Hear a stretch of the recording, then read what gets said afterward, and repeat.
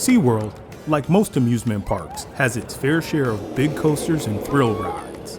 But our kids are still young, so this isn't how we were going to spend our day.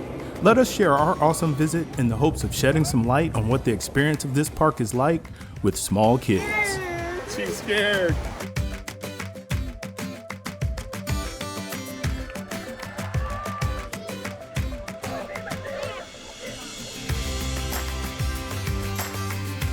Okay, so last minute decision to go to SeaWorld. We just decided to get showered, get dressed, and go check the park out. You know, when we come to Orlando, we're always looking for things to do outside of the main Disney parks.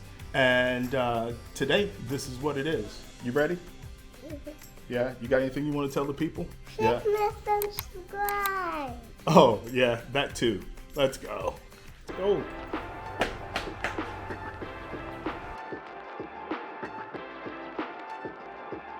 Wow, sometimes it's challenging rallying the troops.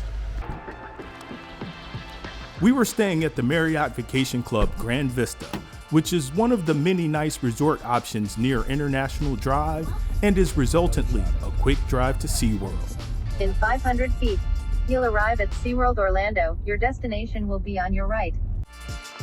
This helped a lot with the quick turnaround from the time we decided to go.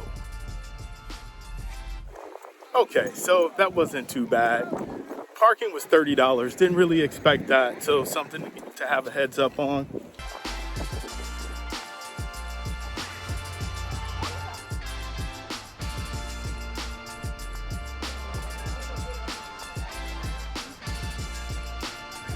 And just like that, we're in. So one of the things that's kind of cool about SeaWorld is, like I said, we made the decision to come to the park maybe 90 minutes ago, and that includes showering, leaving the resort, and getting over here and getting inside.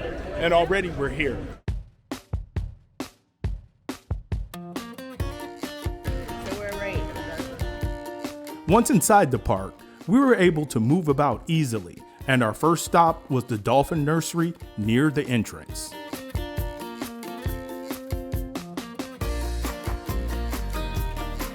After seeing the dolphins, we made a beeline to the area where we would spend most of our day. Now, we have a second grader and a preschooler, and the Sesame Street part of the park is tailored specifically toward kids of that age. Finally, we're at the first ride of the day, and man, I'm already sweaty. It's hot out here. Okay. Thank you. Whoa! I deserve some spin. We're so high, I'm kind of scary. We're so high up. Yeah, it's higher when you. After Abby's tower, we were on to the Boxcar Derby, which is the perfect size roller coaster for small kids, and well, me too. Okay, here we go on the super scary Boxcar, whatever it's called. All right, push it down now. She's scared. We got this. We got this. It ain't nothing.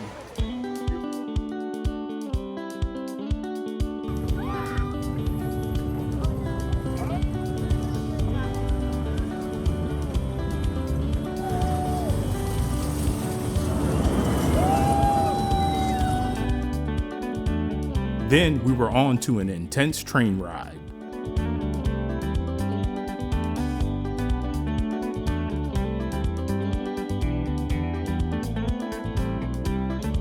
Then it was time to meet Elmo and friends. There was no line, and I was surprised by how excited the girls were to meet Abby.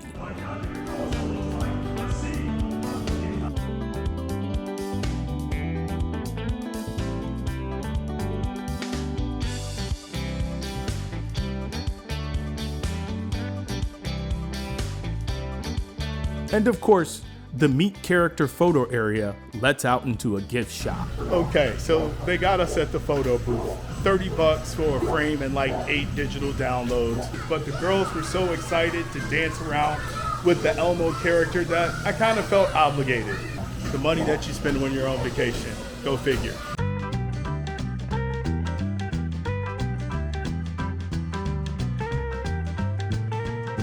This is not a bad margarita for an amusement park, for sure. Make sure to bring swimwear for the kids. There's a large splash pad. And the girls rarely miss an opportunity to take a ride on a carousel.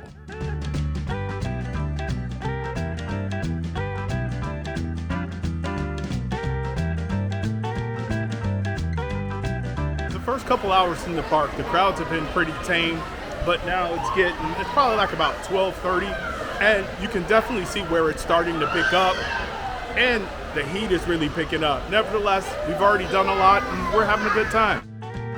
Then the girls were up for more spinning on Big Bird's Twirl and Whirl. Now it's time to rumble and tumble at Rosita's Harmony Hills. Hey, so quick recommendation. If you're coming to SeaWorld, I think it either opens at 9 a.m. or 10 a.m. Suggestion is to get here early because we're seeing quite a difference in the crowd from when we arrived. We probably didn't get here till about 11. In the Sesame Street area, we were able to pretty much get on everything with like almost little to no lines. And now that's changed quite a bit at 141. Now you gotta wait a little. We were able to snag a prime spot on the curb for the Sesame Street parade, which, to my surprise, turned out to be well worth the short wait.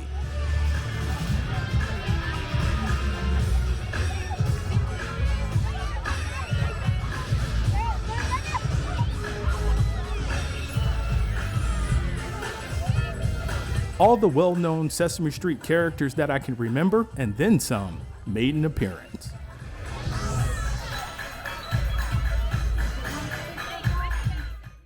Okay, so we probably got into the park like 11, and now it's about 2:30, and we're already starting to wind down.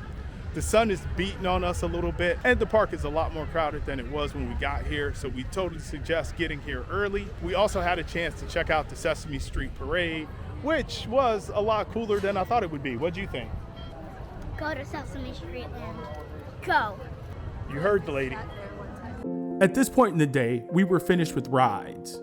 After the parade, we wandered in to catch the tail end of the Orca show, and it was still pretty cool.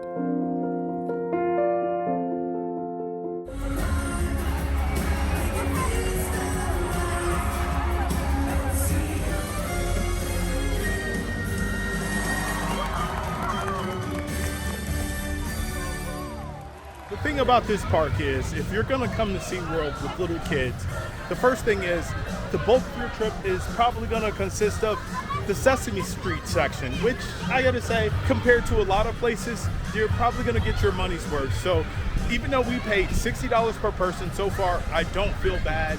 Everyone's having a good time. And then when you add in the addition of the shows and the fact that crowds look like this, I gotta say that SeaWorld is not looking like a bad option. After finally leaving the Sesame Street section of the park, we went on to catch Elmo Rocks, a Sesame Street show. No complaints, the theater was air conditioned, and Cookie Monster had lyrics. And again, the show was surprisingly good.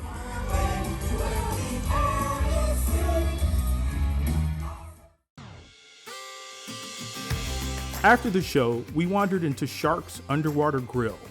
We were there to see the tanks, but we were able to get a table and stayed around for the food.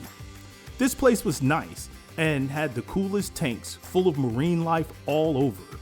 It had a nice bar, and the food was okay, yet pretty pricey.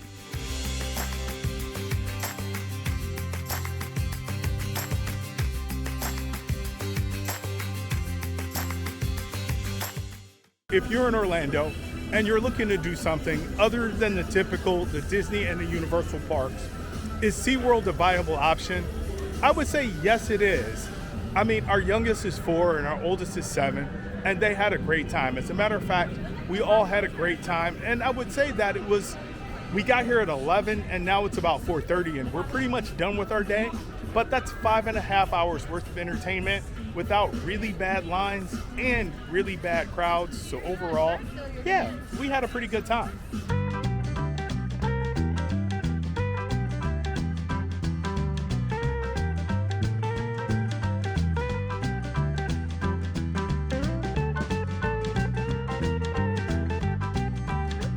Okay, so this is the part of the trip that I hate. We're almost done, but we have to make the mandatory stop by the gift shop. The last vestige of a man that's ready to leave SeaWorld. Cheers.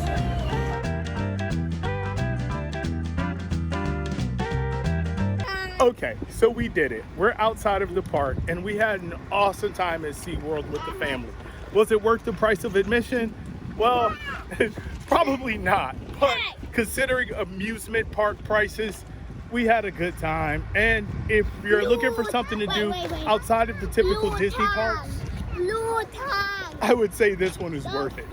I would say one of the best parts of this day is we spend a good percentage of our time in actual activities.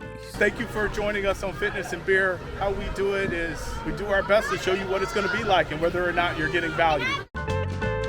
Okay, full circle moment. We're back in the car. Thanks for joining us while we had our day at SeaWorld with young kids.